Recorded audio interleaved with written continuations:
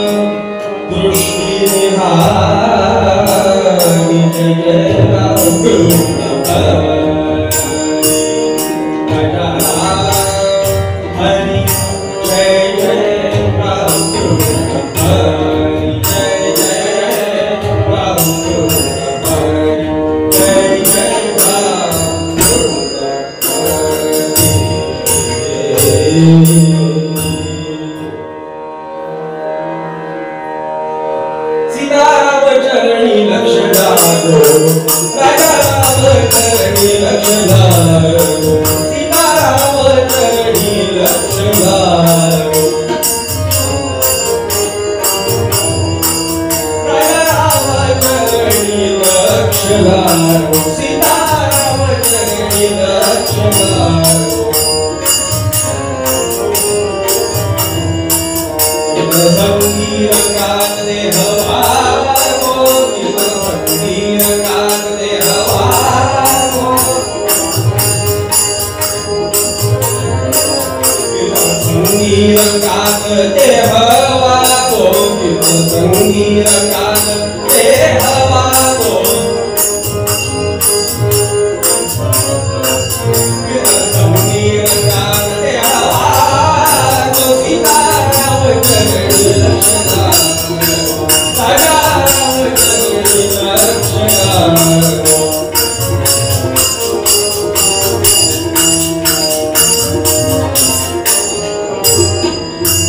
सोटी मन हे लाविता सौख्य आम्हा, सोटी मन हे लाविता सौख्य आम्हा,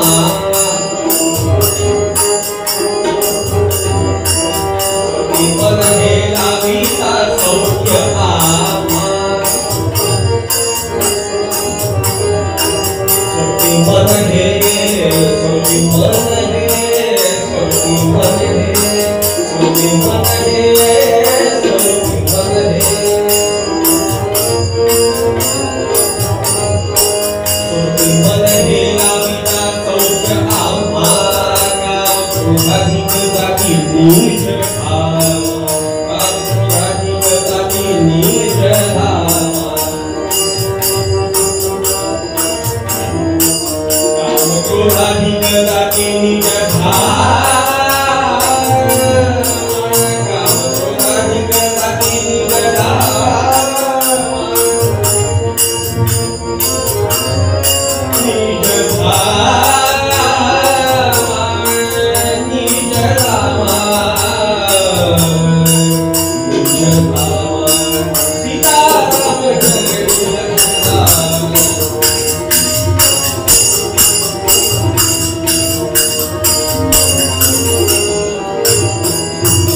सारसार वदविता सद्गुराय, सारसार वदविता सद्गुराय,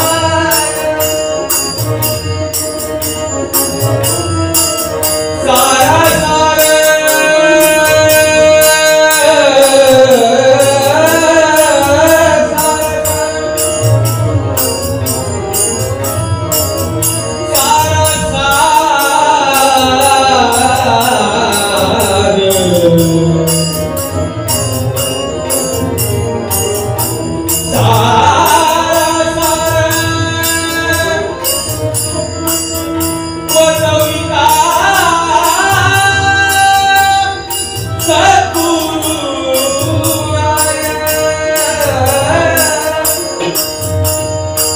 मंगलधाम जीवन धनपाल, मंगलधाम जीवन धनपाल, सीताराम चरणी लक्ष लागो, राजा राम चरणी लक्ष, संगी रंगात दे हवा को, संगी रंगात दे हवा को, संगी रंगात, रामा संगी रंगात, संगी रंगात, रामा संगी रंगात दे हवा, राजा राम चरणी लक्ष लागो, सीताराम चरणी लक्ष लागो, जानकी चरणी लक्ष लागो, चरणी लक्ष लागो, चरणी लक्ष लागो.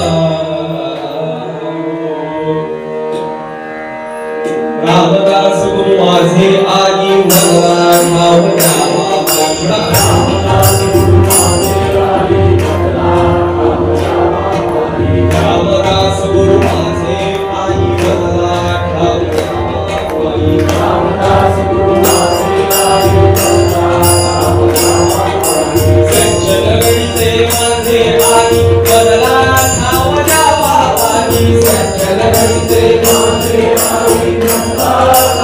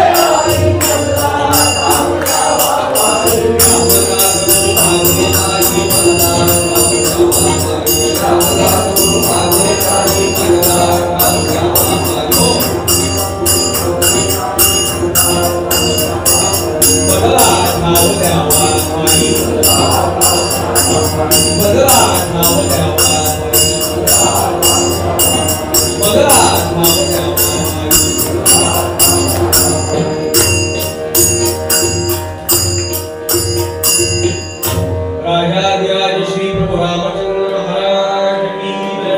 पुंडलीक वरदा हरि विठ्ठल श्री ज्ञानदेव तुकाराम पंढरीनाथ महाराज की जय। अवधूत चिंतन श्री गुरुदेव दत्त श्रेष्ठ गंगाधर स्वामी महाराज की जय। राष्ट्रगुरु श्री समर्थ रामदास स्वामी महाराज की जय। भगवान नागेश्वर महाराज की जय। जय जय रघुवीर।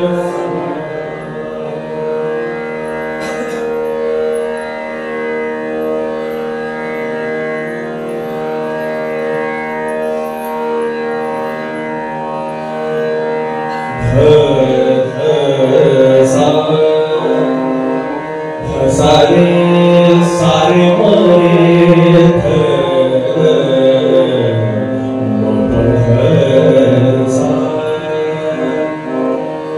आज श्रावणी सोमवार साधा सोमवार नाही, त्यात भगवान शंकरांच्या मंदिरात कीर्तन, त्यामुळे पहिले नवरा आहिर भैरव झाला. त्यामुळे जर शंकरांचंच फक्त कौतुक केलं भैरवातून तर राग येईल कोणाला? पार्वतीला. म्हणून तिच्या करता हा रागाचं नाव दुर्गा. सारे सारे मरे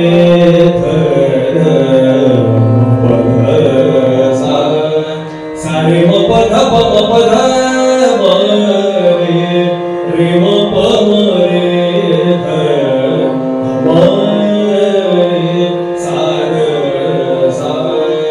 सारे म पध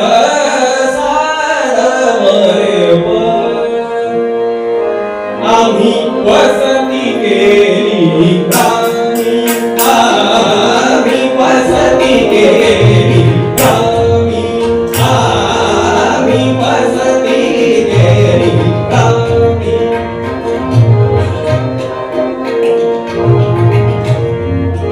आम्ही वसती केली ग्रामी, आम्ही वसती केली ग्रामी.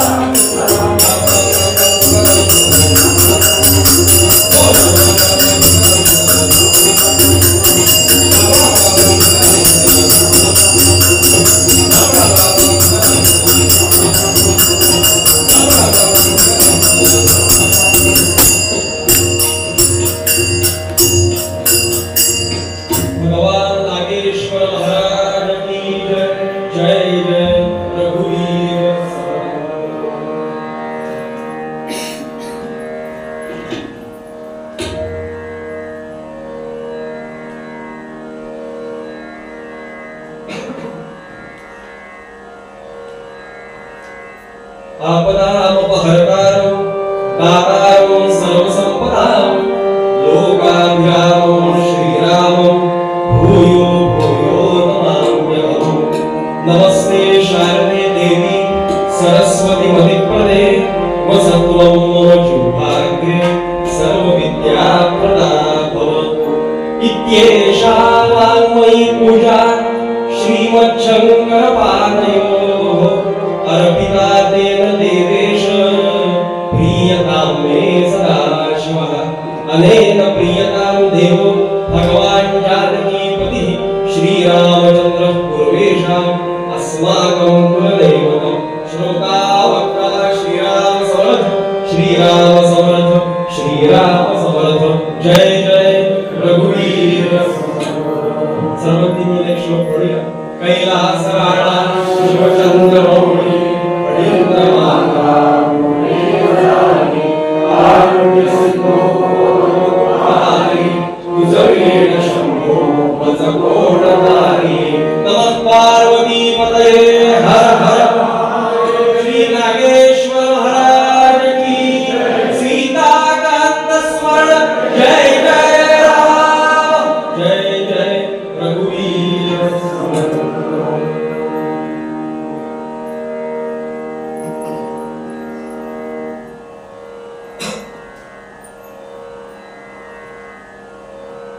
भगवान नागेश्वर महाराज श्री प्रभू रामचंद्र महारुद्र हनुमंत सकल स्थानिक देवता आणि उपास्य दैवत सज्जनगड निवासी श्री समर्थ रामदास स्वामी महाराज यांच्या चरणी नमस्कार करतो।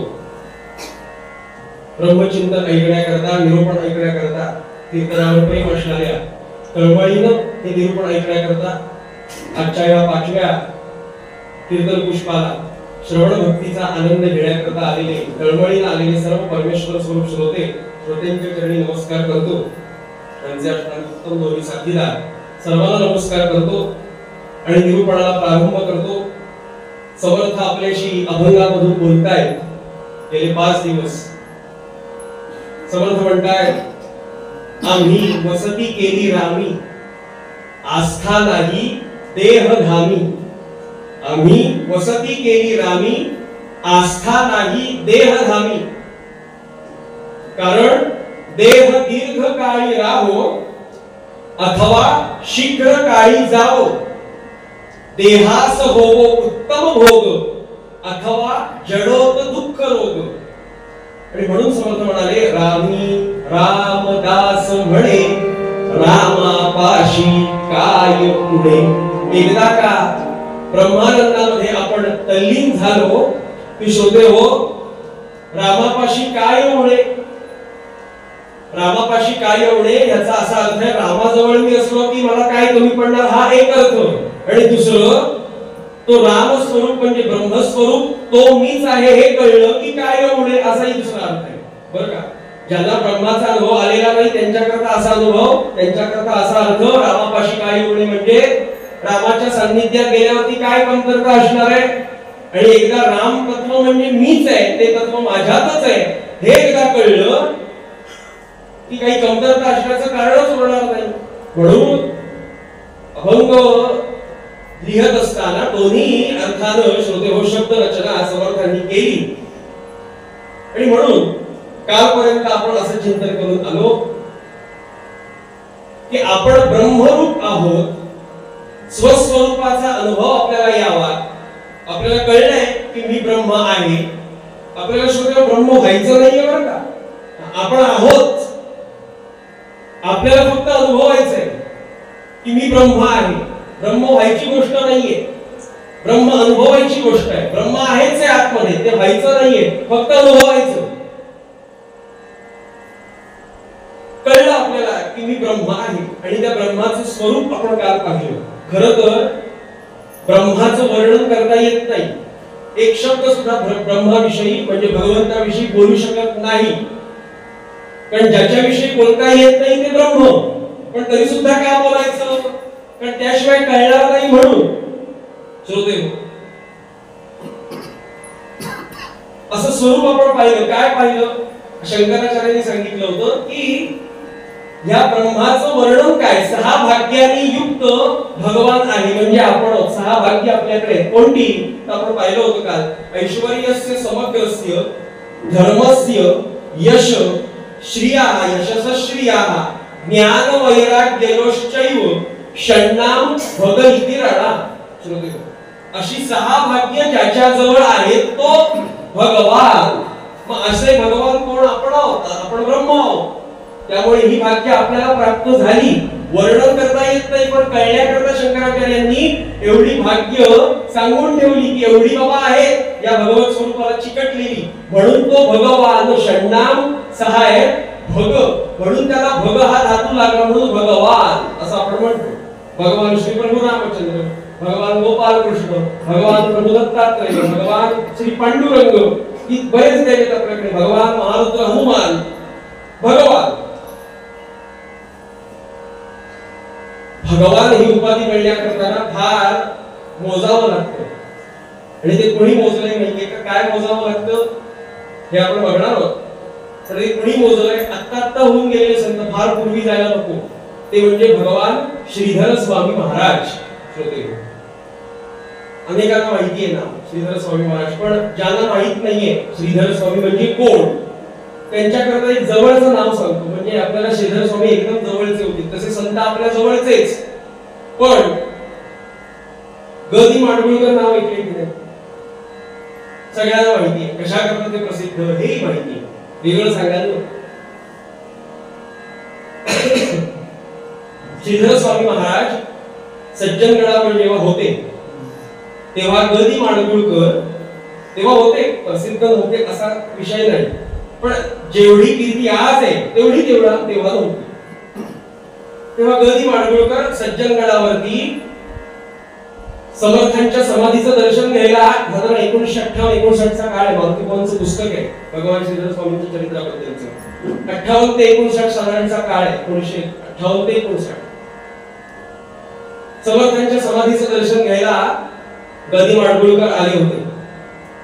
सज्जनगडाच्या पायऱ्या चढत आहेत आणि तेव्हा श्रीधर स्वामी सज्जनगडावरती होते.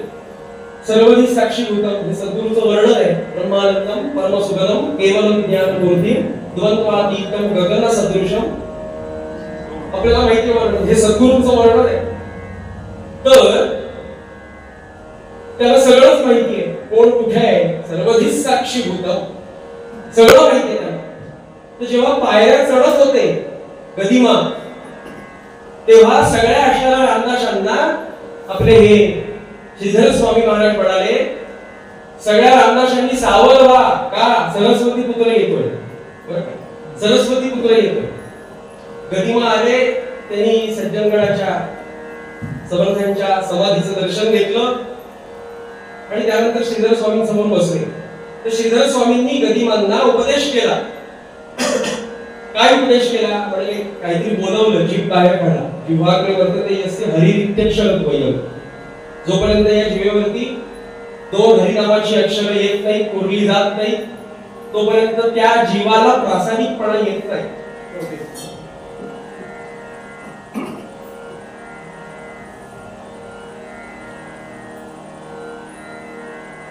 प्रासादिकपणा येत नाही. म्हणून अंगेरा घेतला, विभूती घेतली श्रीधर स्वामी महाराजांनी आणि गदिमांच्या जिभेवरती श्रीकार काढला. आणि काय सांगितलं श्रीधर स्वामी महाराजांनी गदिमांना की तू बरंच लिहितोयस, पण एक रामाकरता गाणं लिही. रामाकरता एक गाणं लिही असं वाक्य. रामाकरता एक गाणं लिही, ते पुढे प्रसिद्ध होईल.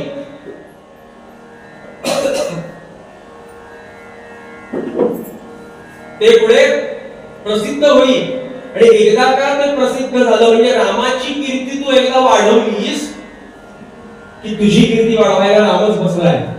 त्यामुळे श्रीधर स्वामी महाराजांच्या ह्या उपदेशाप्रमाणे गदिमांनी जे रामावरती एक गाणं म्हणून ते लिहिलं ते म्हणजे काय? वाल्मिकी. पुढचं ते आपलं आधुनिक वाल्मिकी आपण त्याला जे ज्या करता म्हणतो ते रामायण. श्रोते हो, ते आपल्याला माहिती आहे. गीत रामायण.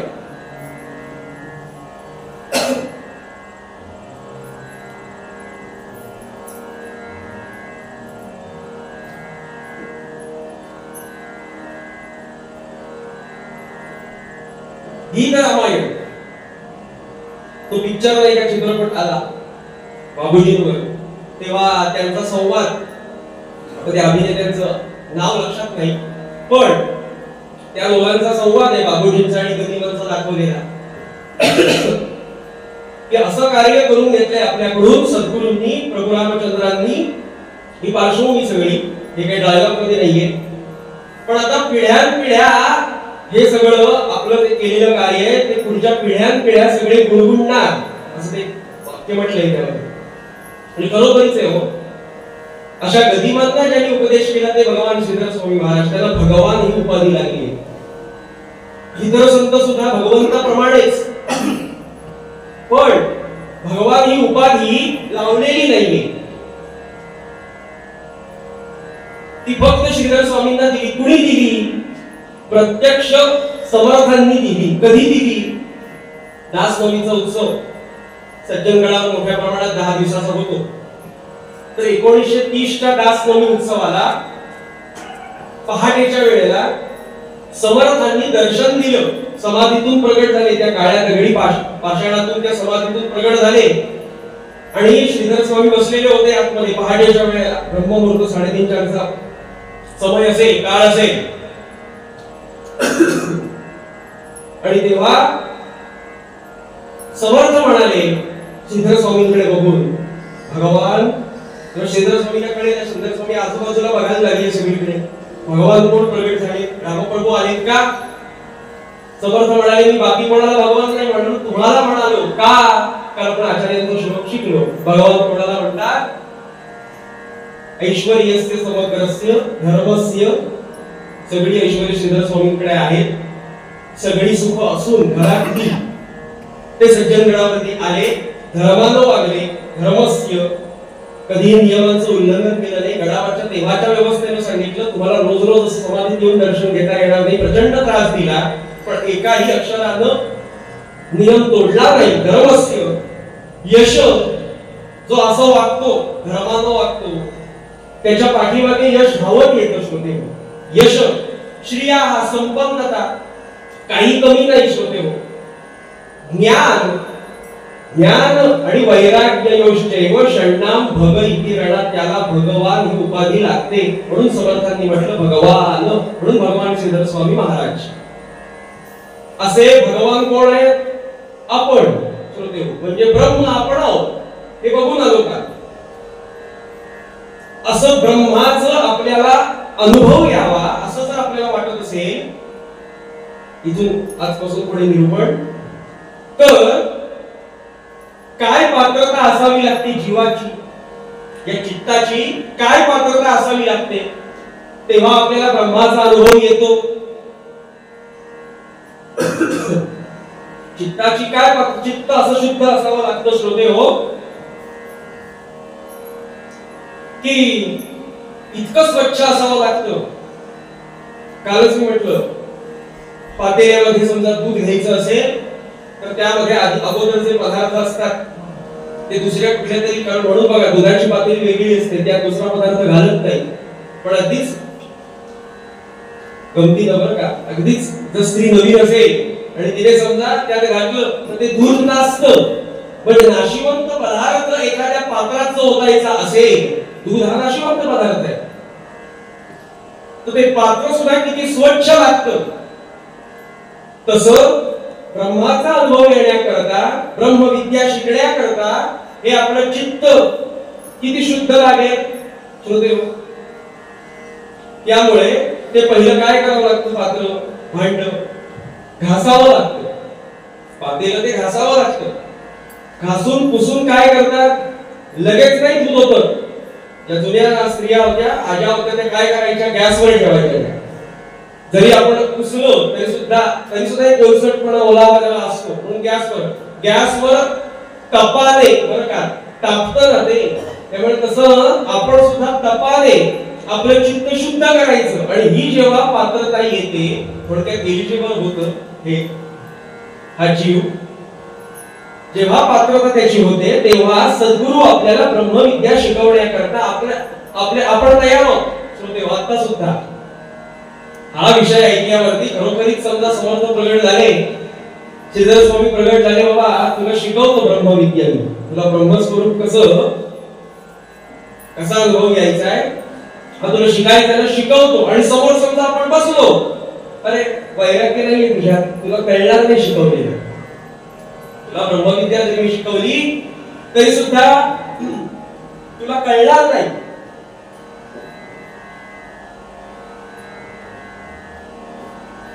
त्यामुळे पात्रता काय लागते ब्रह्मविद्या शिकण्याकरता? मी ब्रह्मा आहे हा अनुभव घेण्याकरता, एवढं तर कळलं मी ब्रह्म आहे पण अनुभव नाही, तो अनुभव घेण्याकरता पात्रता काय लागते? तर चित्त शुद्ध,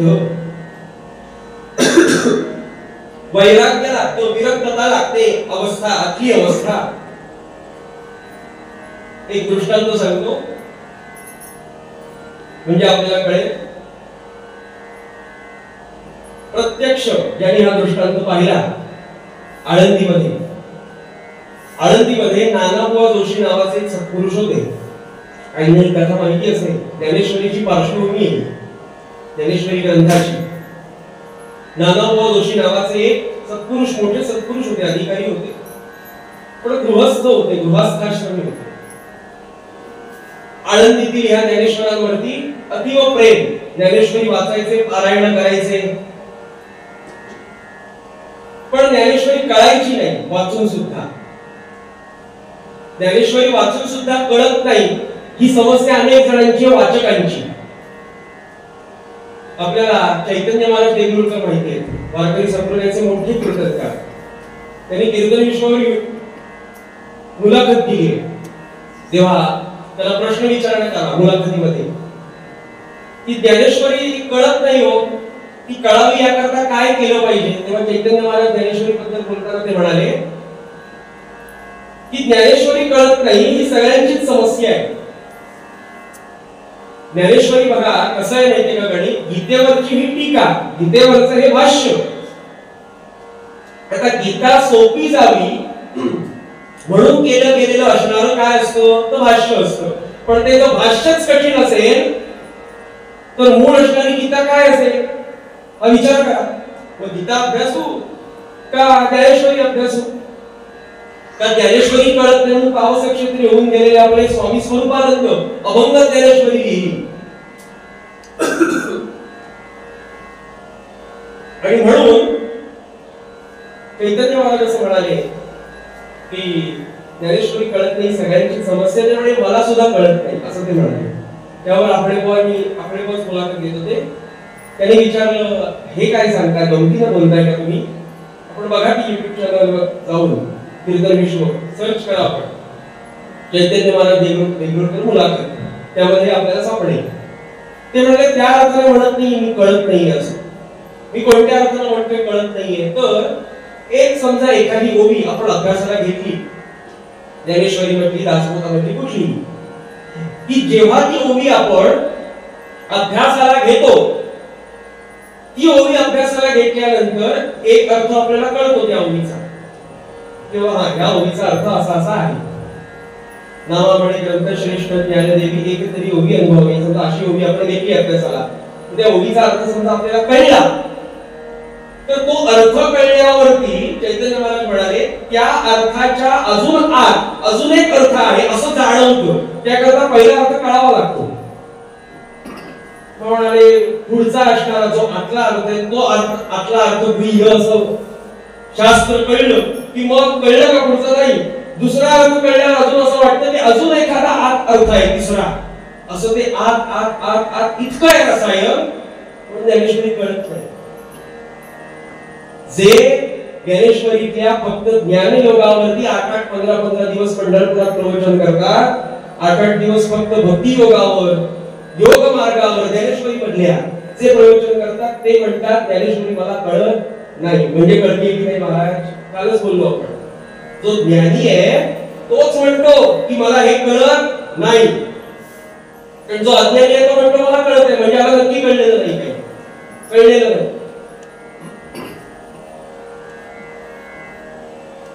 असे ज्ञानेश्वर महाराज आपले, असे नानाबुवा जोशी आळंदीला राहायचे, ज्ञानेश्वरी वाचायचे, कळायची नाही. तर आळंदीला एक मोठे कीर्तनकार, ज्येष्ठ कीर्तनकार चातुर्मास्य कीर्तन करण्याकरता आले होते. त्यांची कीर्तन रोज रात्री. अनुभव म्हणतात असे आता कीर्तनकार बघायला भाग्य लागतं की दिवसभर अभ्यास करायचा, चिंतन करायचं आणि ते चिंतन रात्रीच्या वेळेला कीर्तनामध्ये श्रोत्यांच्या समोर आपण जो अभ्यास केला दिवसभर आज, तो चिंतन, तो अभ्यास लोकांकडून, श्रोत्यांकडून करून घ्यायचा. चातुर्मास 4 महिने एका श्रोत्यांसमोर भक्ताला बोलायचं. असे कीर्तनकार आले आणि त्यांनी हीच गोष्ट सांगितली नामदेवांची. नामा म्हणे ग्रंथ श्रेष्ठ ज्ञानदेवी, एक तरी होगी अनुभवानी. सिद्ध कीर्तनकार होते, श्रोते हो. आणि कीर्तन झालं, सगळ्यांनी नमस्कार केला. नानाबुवा सुद्धा होते ते कीर्तन ऐकायला. आणि नानाबुवांनी कीर्तनकार बुवाला विचारलं, तुम्ही ज्ञानेश्वरीचे अभ्यासक आहात, आपल्या कीर्तनातून कळलं, मला ज्ञानेश्वरी शिकायची इच्छा आहे, मी वाचतो पण मला कळत नाही, तुम्ही शिकवाल का मला ज्ञानेश्वरी? शिकवाल का? ते म्हणाले शिकवतो, पण मला जरा तुझा परिचय दे. मला तुझा परिचय दे. सांगितलं आपलं नाव, आळंदीमध्येच राहतो, लग्न झाले का? हो. मुलं आहेत का? आहेत. प्रपंचात म्हणजे संसार पूर्ण प्रपंचामध्ये, गाडी घोड्या सगळं आहे. जेवण खाण पंचपक्वान्न रोज देवाला नैवेद्य आम्ही तेच खातो, असं सगळं.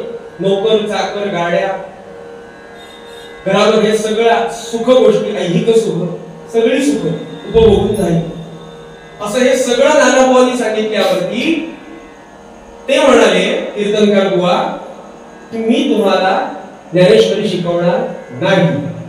का हो? हे जे सगळं मी आता सांगितलं याची अडचण होते का परमार्थात ज्ञानेश्वरी शिकायला, एखादा ग्रंथ शिकायला? होय म्हणाले, याची अडचण होते. जे तुम्ही आता सगळं सांगितलं तुमचं, त्याची अडचण होते परमार्थात. म्हणजे तुमची इच्छा आहे शिकायची, हे ऐकून मला बरं वाटलं, पण मी जरी किती तुम्हाला शिकवलं ना तरी सुद्धा तुम्हाला ते कळणार नाही. तुम्हाला शिकायचंय याचा मला आनंद झाला की ज्ञानेश्वरीचे काही अभ्यासक तयार होतात, पण तुम्हाला मी शिकवलेलं कळणार नाही. बर, म्हणून नानाबुवांनी काय केलं, आपल्या कुलपुरोहितांना बोलावलं, गुरुजींना बोलावलं. कामं पळीनं पाणी हातात घेतलं आणि संकल्प केला. घर दार, मुलं, आई वडील, पैसा संपत्ती, गाडी बंगला, ह्याचा सगळ्याचा मी त्याग करतो, पाणी त्याग करतो, असं नानाबुवा म्हणाले. ते कोणाच्या नावावर असावं, नीट एकच होतो दृष्टांत, ते कोणाच्या नावावर असावं असं मी म्हणत नाहीये. मी त्याग करतो, मी ते सोडतो, मी त्याच्यावर पाणी सोडतो. का? किती बारीक गोष्ट आहे बघा परमार्थामध्ये. मी कोणाच्या तरी हे नावावर करतो, हे जेव्हा एखादा व्यक्ती म्हणतो तेव्हा त्याचा हक्क त्याच्यावरती आहे, म्हणून तो दुसऱ्याच्या नावावर करतो. हे लक्षात ठेवा. मी ही माझी गोष्ट ह्याला देईल का देईल? ती माझी आहे म्हणून ना. ते म्हणाले मी जर असं म्हटलं की हे सगळं घरदार संपत्ती माझ्या मुलांच्या नावावर करतो, याचा अर्थ माझा हक्क आहे त्यावरती, म्हणून मी माझी मालकी काय त्यावर, म्हणून मी त्याला दिलं.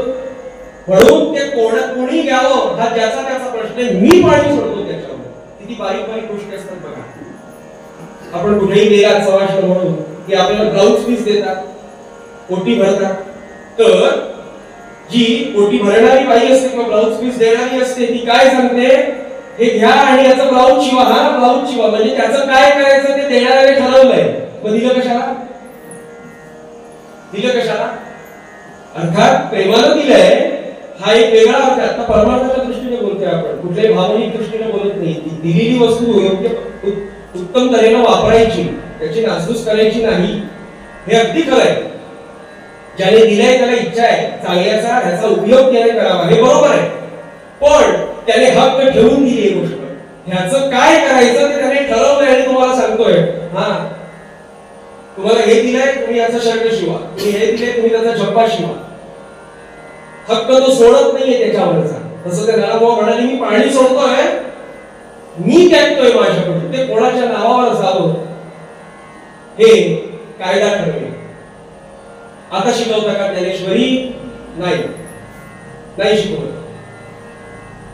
श्रीमंतीत वाढलाय तुझा देह, 80 आरामामध्ये तुझा देह वाढलाय, त्यामुळे देहाची प्रचंड आवड तुला निर्माण झाली आहे, देहाची आसक्ती आहे. त्यामुळे 4 महिने कीर्तन, चातुर्मास्य कीर्तन त्यांची पूर्ण होत होती. उद्या म्हणाले शेवटचे कीर्तन संपन्नतेचं. त्यामुळे उद्या भंडार आहे, महाप्रसाद आहे, तर त्या महाप्रसादाला असणारं पाणी तुम्ही भरायचं. भरतो सकाळी पहाटे 5 वाजल्यापासून रात्री महाप्रसाद होईपर्यंत पाणी, पिण्याचं पाणी वेगळं, भांडी घासायचं पाणी वेगळं, स्वयंपाकाचं जेवणाचं पाणी वेगळं, हातपाय धुण्याचं पाणी वेगळं, प्रसादार्थी आलेल्या लोकांना प्यायचं पाणी वेगळं. नाना बुवा दिवसभर पाणी भरतायत. श्रोते हो, साधू कीर्तनकाराने विचारलं सुद्धा नाही की तू पाणी प्यायलास का? आता शिकवतं का ज्ञानेश्वरी? नाही शिकवत का? अजून तिसरं आहे. ते कीर्तनकार म्हणाले, साधू महापुरुष म्हणाले की तुम्हाला ना लोकेशना फार त्रास देते. जगात वावरत असताना लोक काय म्हणतील म्हणून सगळी लाच सोडायची आणि उद्या 5 घरं भिक्षा मागून आणायची, तुझ्या करता सुद्धा आणि माझ्या करता सुद्धा. त्या कीर्तनकारांनी सांगितलं नानाबुवा भिक्षा मागायला आणायची. आणि दुसऱ्या दिवशी नानाबुवा आळंदीमध्ये भिक्षा मागण्याकरता निघाले. लाखो लोकांना भिक्षा देणारे नानाबुवा आज घरासमोर प्रत्येकाकडे जाऊन भिक्षा मागतायत की मला भिक्षा द्या. आणि भिक्षा मागून आल्यावरती या साधू पुरुषांच्या समोर नानाबुवा उभे राहिले आणि नानाबुवा म्हणाले, आता शिकवता का ज्ञानेश्वरी? तेव्हा ते कीर्तनकार असं म्हणाले, नानाबुवा आता तुमच्या चित्ताची आणि देहाची, जीवाची योग्यता अशी झाली आहे की आता मी तुम्हाला ज्ञानेश्वरी काय शिकवणार? आता समाधी समोर बसायचं. आळंदीमध्ये ज्ञानेश्वर महाराजांच्या समाधी समोर बसायचं आणि ध्यान करायचं. डोळे मिटल्यावरती आता प्रत्यक्ष ज्ञानेश्वर महाराजच तुम्हाला दृष्टांत रूपाने ध्यानात येऊन प्रत्येक ओळीचा अर्थ सांगतील. आणि श्रोतेहो, त्याप्रमाणे झालं.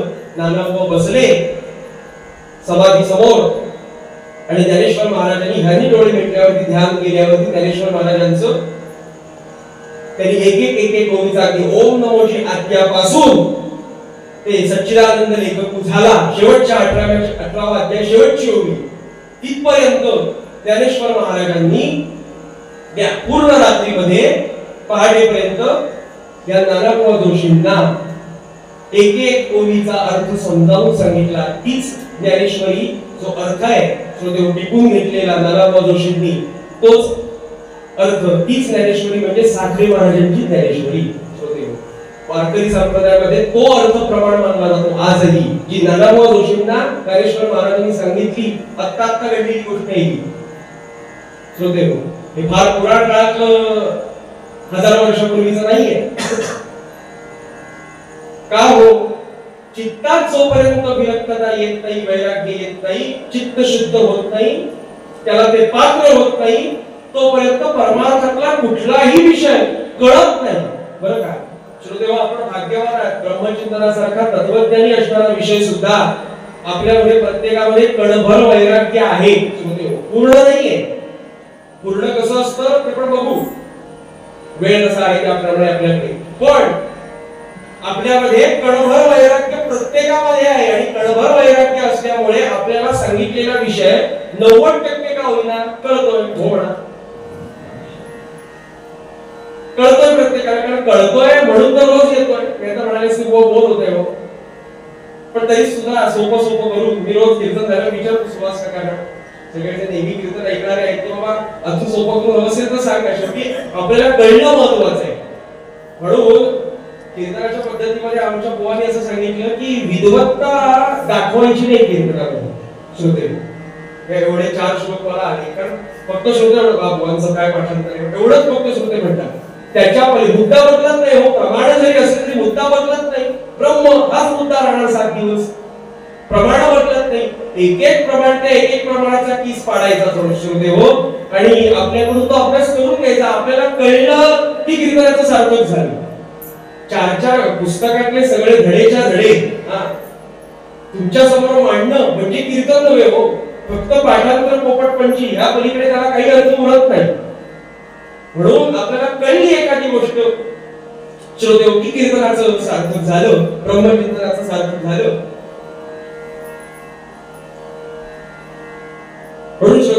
मामासाहेब दांडेकरांचं प्रसिद्ध वाक्य आहे. ते म्हणायचे आपली प्रगती झाली की नाही परमार्थात ही कशी ओळखायची, याचं काहीतरी मोजमाप असेल की नाही, मीटर ताप आला की थर्मामीटर लावला जातो, अजून काय बीपी चेक करायचं असेल तर त्याकरता आहे, इन्सुलिन काय तुमचं डायबिटीस चेक करायचं असेल तर ते मोजमाप आहे. तसं परमार्थामध्ये माझी प्रगती झाली की नाही याचं काही मोजमाप आहे की नाही, ते म्हणाले हो प्रत्येकाच्या जवळ आहे, वेगळं आणायचं नाही कुठून कुठल्या दुकानातून, ते प्रत्येकाच्या जवळ मोजमाप आहे. ते कोणतं मोजमाप, तर कालच्या पेक्षा मी विरक्तीत किती गेलो, काल जे मला विषयांबद्दल आकर्षण होतं ते आज वाढलंय का कमी झालंय. जर कमी झालं असेल तर परमार्थात तुमची किंचित का असेल अशी प्रगती होत गेली. आणि विषयांबद्दलचं प्रेम आकर्षण, श्रोते मला पाहिलं काहीतरी की बरं वाटतं, मला खाल्ल्यावरती छान वाटतं, स्पर्श केल्यावरती बरं वाटतं, शब्द स्पर्श रूप रसगंध, काहीतरी वास घेतला हा छान वास आहे, आजचं कुठून आणलं, विषयांबद्दलचं असणारं आकर्षण माझं क्रमाक्रमाने रोज जर कमी होत असेल तर मामासाहेब दांडेकर म्हणाले तुमची परमार्थात प्रगती होत जाते. बरं का, आपण विरक्त होत जात आहे. म्हणून आपल्या परमार्थामध्ये गरजे करता काहीही केलं तरी ते पाप नाहीये आणि हौशी करता काही केलं तरी ते पाप आहे. गरजे करता तुम्ही काहीही करा. विश्वामित्रांची गोष्ट सांगतो. विश्वामित्र महिना 2 महिने असे भारत भ्रमण करत असताना, तपाच्या तपोभूमी शोधत असताना, मेहनतीनंतर ते सगळं प्रकरण झालं आणि त्यानंतर निघाले तेव्हा काट्या कुट्याच्या वनस्पतीतून विश्वामित्र चालत होते. नेहमी काय करायचे विश्वामित्र, झाडाझुडपातून जंगलातून चालत असताना कंदमुळं फळं अगदीच नाही पानं खाऊन राहायची झाडाची, पण अशा काटेरी वनस्पतीतून जाताय खायला अन्न नाही, देह पडायची वेळ आली विश्वामित्रांची. महिना 2 महिने साधारण असं वर्णन, काही खायला नाही हो, काटेरीच वनस्पती, असा तो दुष्काळी प्रदेश. काय केलं, पुढे चालतायत विचार करतायत, असणाऱ्या सगळ्या सिद्धींचा उपयोग करून झाला, अजून किती थांबणार. श्रोते हो, वाटेमध्ये एक कुत्र मेलेलं होतं. आपल्याला आश्चर्य वाटेल, वाटेमध्ये एक कुत्र मेलेलं होतं. त्याचं थोडस मांस विश्वामित्रांनी खाल्लं. गरजे करता काहीही केलं तरी ते पाप नाही, पण हौशी करता काहीही केलं तर ते पाप आहे. हौस म्हणून तर रोज आषाढ अमावास्या करत बसले, कटारी साजरी करत बसले तर ते पाप आहे. श्रोते म्हणून हौशी करता केलेली तीर्थयात्रा सुद्धा पाप सांगितली आहे. परमपूज्य मंदाताई येते तीर्थयात्रा हौशी करता काही जण करतात, तेवढे जो 4 दिवस जरा बरे जातात. नाम संकीर्तनामध्ये राहणं ते बरोबर आहे. कंटाळा आलो जेवणाचा, तिथे बोलवलेलं काय सुंदर आमटी मिळतो, काय शिरा तो, वा वा वा, घरात तसं होत नाही. पाप, सगळी ज्योतिर्लिंग गेली बुडाली, सगळ्या केलेल्या आत्तापर्यंतच्या माळा गेल्या फुकट. म्हणून लक्षात ठेवा श्रोते, गरजे करता काहीही करा, पाप नाही. सीमेवरती लढणारे जवान देश संरक्षणासाठी -10 -25 20 अशा वातावरणात ते असतात. धर्माने क्षम्य म्हणलंय मांसाहार आणि मद्यपान त्यांच्या करता. श्रोते हे कशाला, जेव्हा महिषासुरासोबत देवी युद्धाला उभी राहिली, तामसी वृत्ती आहे, देव सत्वगुणी आहे. सत्वगुणी कसा, ही सगळी 6 वाक्य आपण पाहिली काल. युद्ध करायचं म्हणजे तामसी वृत्ती, तामसी आहार व्हायला हवा. म्हणून श्लोकच आहे गरजा महाभारत सप्तशतीमध्ये. महिषासुराला सांगितलं, महिषासुरा थांब, थोडंसं मी मद्यप्राशन करते. सुरापात्र होतं, त्यातून थोडंसं मद्यप्राशन केलं देवीनं, दुर्गेनं, आणि त्यानंतर लढले. दोघांचं युद्ध झालं आणि महिषासुराला मारलं. पण देवीनं काही होत, हे काही बरोबर नाही. मग आम्ही काही काय होतो. श्रोते हो, देवीनं मद्यप्राशन करून महिषासुराला मारलं, घराच्या बायकोला नव्हे. जर महिषासूर मारणार असेल, आपण विनोद शकतात ते म्हणाले महिषासूर मारणार असेल तर म्हणाले मी स्पॉन्सर करतो तुझी दारू म्हणाले. पण महिषासूर मेला पाहिजे, रावण मेला पाहिजे. आताचे महाराष्ट्रात काय काय आहेत ना, महिषासूर रावण कोणते सांगत नाही, पण ते मेले पाहिजे, मारणार का त्यांना करतो. श्रोते हो, विनोदाचा भाग सोडून द्या, पण अशी ही आपली प्रगती मोजायची. म्हणून सगळ्यांकडे बऱ्याच जणांना असं वाटतं की वैराग्य म्हणजे गरिबी नाही, वैराग्य म्हणजे विरक्तता येणं म्हणजे गरिबी नाही. श्रोते हो, सगळे पैसे देऊन टाका, घर विकून टाका, वेड्यासारखं रस्त्यावरून फिरत फिरत चला म्हणजे विरक्तता नाही, वैराग्य नाही. वैराग्य हे श्रीमंतीत सुद्धा असतं. श्रोते हो, जरी हे सगळे विषय सुख असले, लक्षात घ्या आपलं कसं आहे माहिती, आपला देह नावेसारखा आहे. नाव पाण्यात असते, पण पाणी नावेत घेऊन चालत नाही. जेव्हा पाणी नावेत येतं, होडीत येतं, किती मोठी लॉन्च असो, आतमध्ये आलं की ती होडी नाव बुडते.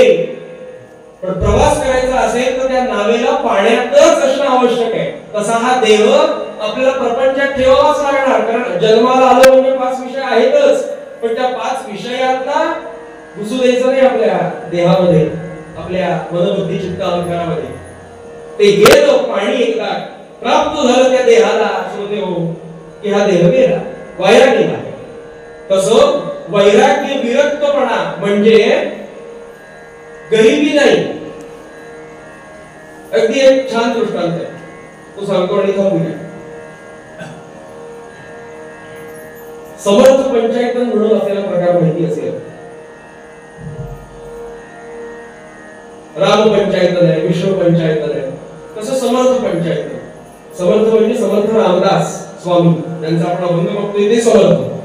पंचायतन 5, त्यांचे अजून 4 मित्र, अनंतमूर्ती ब्रह्मनाळकर, जयराम स्वामी वडगावकर, केशव स्वामी भागानगरकर, समर्थ आणि रंगनाथ स्वामी निगडीकर, असे हे 5 म्हणजे काय, रामदास पंचायतन, समर्थ पंचायतन. हे 5 का म्हणतात, एकत्र का त्यांची नावं घेतली जातात, तर ही 5ही मंडळी, 5ही जण हे मित्र आहेत एकमेकांचे. मित्र म्हणजे मित्र वेगवेगळ्या प्रकारचे असतात, जरा ते पंचम असं का नाही, तसे मित्र नाही, आध्यात्मिक मित्र. श्रोते हो, भेटले एकमेकांना कोणीही एकमेकांपैकी, प्रत्येक जणांचे अधिकार सारखेच, समर्थांप्रमाणेच सगळे 4. जयराम स्वामी वडगावकर, अनंतमूर्ती ब्रह्मनाळकर, केशव स्वामी भागानगरकर आणि रंगनाथ स्वामी निगडीकर, समर्थांप्रमाणेच सगळे, काही फरक नाही त्यामध्ये. एकमेकांना भेटले की चर्चा कसली, गल्लीत काय चाललंय आणि दिल्लीत काय चाललंय ही चर्चा नाही. भेटले की गोष्टी कसल्या, ज्ञान वैराग्याच्या, भक्तीच्या. तुला आता ब्रह्माचा अनुभव कसा येतो सांग, असं समर्थांनी रंगनाथला विचारावं, केशव स्वामींनी विचारावं, मला असंच आता वाटतंय, अशी माझी समाधी लागलेली होती, कधी द्वैत आहे अद्वैत आहे, अशी चर्चा त्यांची. मग त्यांनी ते समीकरण सोडवायचे एकमेकांनी, एकमेकांची उत्तरे एकमेकांना द्यायची. असं त्यांचं बोलणं 5 जणांचं. तर त्यातले समर्थांचे असणारे एक मित्र, ज्यांचं नाव रंगनाथ स्वामी निगडीकर. समर्थ त्यांना मित्र आहेत. मित्र आपण म्हटलं ना, इथे असं कुठे की आपण अवजव करतो, जी म्हणतो नावाच्या पुढे, पण जो मित्र असतो त्या मित्राला आपण एकांतामध्ये मित्राप्रमाणे हाक करतो. तसे समर्थ आणि रंगनाथ स्वामी एकत्र असले, समाजासमोर असणे, एकत्र एकांतात असले दोघं की रंग्या म्हणायचे, ते बाबा समर्था नाऱ्या काय असं बोलणं त्यांचं. तर रंगनाथ स्वामी हे राजयोगी. श्रोते हो, आपण कशा करता बघतोय दृष्टांत, आपल्याला ब्रह्माचा अनुभव येण्याकरता पात्रता कसली आहे, हवी आहे, चित्ताची शुद्धता आणि वैराग्य. तर वैराग्य आपण मुद्दा सुरू केला, वैराग्य म्हणजे गरिबी नाही. रंगनाथ स्वामी राजयोगी म्हणजे किती उंची सगळी वस्त्र, आपल्याला आश्चर्य वाटेल, वर्णन असं आहे 10ही बोटामध्ये अंगठ्या होत्या रंगनाथ स्वामी महाराजांच्या. खोट्या नव्हे, खऱ्या. काही जण दाखवायला काही करतात हो. सोन्याची मूठ असलेली काठी रंगनाथ स्वामी महाराजांच्या हातात, रोज पंचपवान, मोठा त्यांचा दरबार, चौसोफी वाडा. आणि समर्थ श्रोते हो, भस्माचे पट्टे कपडी, लंगोटीवरती त्यावर पंचा गुंडाळले असे समर्थ. मग समर्थ गरीब आहेत का? नाही. समर्थांचं राहणीमान कसं आहे? अहो, समर्थांच्या नावावर हजारो एकर जमीन आहे बरं का. दुसरं घराणे बाकीच्या नावावर बघायचं, गंगाधर पंत, सूर्याजी पंत, पुढचे असणारे हे सगळे वंशज, हजारो एकर ही फक्त एका नारायणाच्या म्हणजे समर्थांच्या नावावर असणारी जमीन आहे. त्याला काही कमी नाही, भरपूर श्रीमंत. आपल्याकडे श्रीमंत संतांमध्ये एकनाथ महाराजांचं नाव घेतलं जातं. संत एकनाथ महाराज पैठणचे, त्यानंतर समर्थ रामदास स्वामी आणि रंगनाथ स्वामी महाराज. फक्त समर्थांचं राहणं असं आणि रंगनाथ स्वामी महाराजांचं राहणं तसं, राहणीमान तसं. तर जेव्हा हे दोघं एकत्र भेटले ना, रंगनाथ स्वामी आणि समर्थ, तेव्हा समर्थांनी रंगनाथ स्वामी महाराजांना विचारला प्रश्न, अरे रंगनाथा, आपण साधू सत्पुरुष, आपण भगवंताचे दास, अशी उंची पुरी वस्त्र सगळे घालू नये, एवढे 10 पोटामध्ये अंगठ्या कशा करता, काय गरज आहे? समर्थांनी विचारले एक दिवशी प्रश्न. तेव्हा रंगनाथ म्हणाले, अरे समर्था, मला आवडतात म्हणून मी नाही घालत आहे, माझा राजयोगच आहे. मी जरी ते नाकारलं ना तरी सुद्धा ते पुढे येऊन उपस्थित राहतं आणि मला अंगीकारा असं ते म्हणतं. उपभोग काय याचा, त्याशिवाय माझ्याकडे पर्याय होत नाही. समर्थ म्हणाले, हट, असं नाही, मी बघतो तुझा काय राजयोग येतो. सगळी वस्त्र काढायला लावली रंगनाथांना, लंगोटी लावायला लावली, त्यावरती पंचाकुंडा. मला सवय रंगोटीची, मला काही नाही त्रास वगैरे. श्रोते हो, त्यांची ब्रह्मचारी माणसं असतात ना, त्यांच्या गळ्यात जानवही नसतं.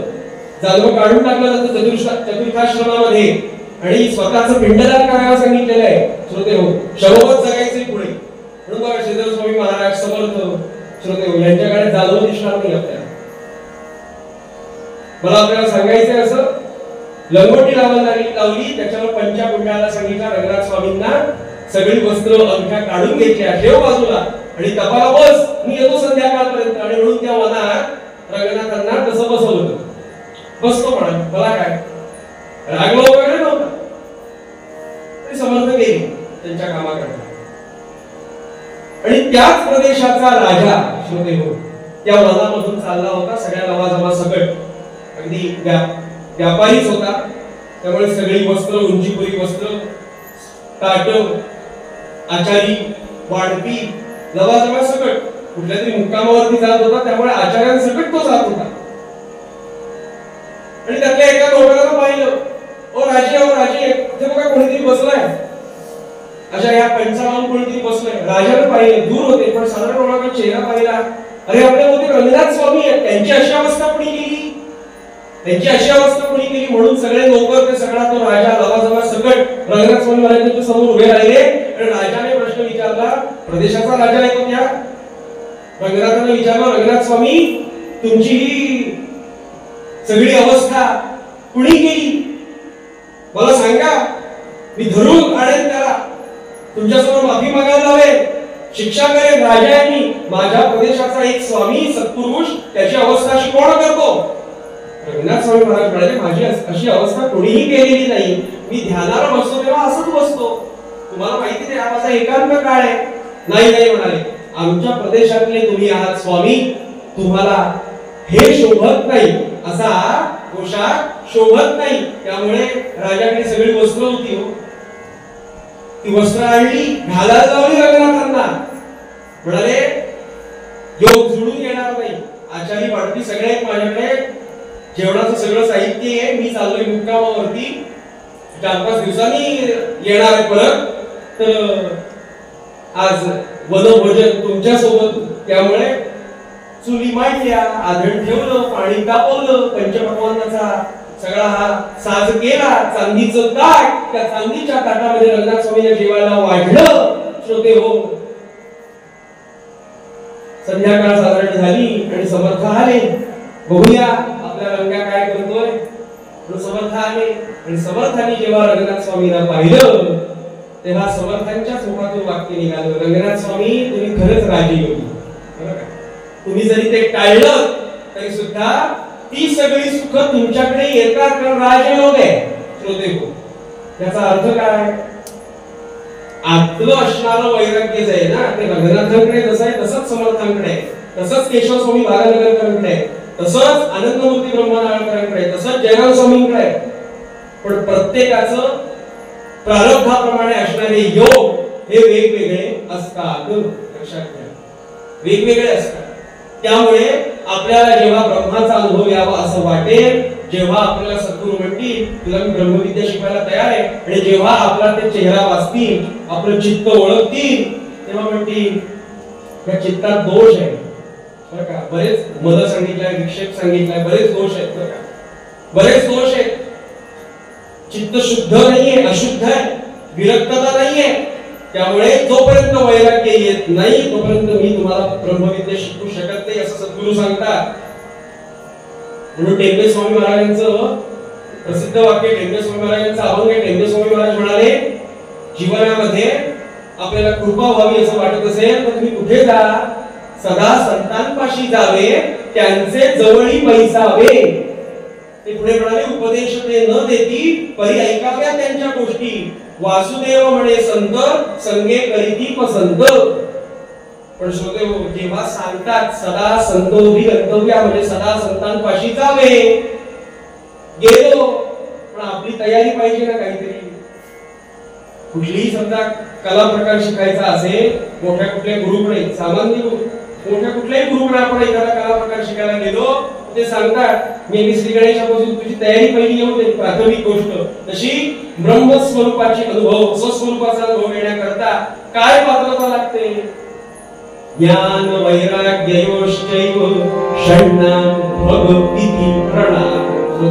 आणि हा जेव्हा अनुभव आपल्याला येतो तेव्हा समर्थांप्रमाणेच आपणही म्हणू काय, आम्ही वसती केली रामी, आस्था नाही देहधामी. तुम्ही कर्म कोणतं करता त्यापेक्षा तुमचं तिथलं मन काय करतं हे सगळ्यात महत्वाचं आहे. तुम्ही कर्म कोणतेही करा, फल तुमच्या श्रद्धेचं असतं, मनाचं असतं. मन तुमचं काय करतंय?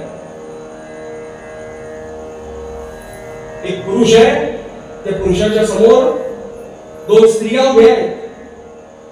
मर्यादेनं बोल, त्या पुरुषाच्या समोर दोन स्त्रिया उभ्या आहेत. एक त्याची बायको आहे, पत्नी आहे, आणि एक त्याची मुलगी आहे.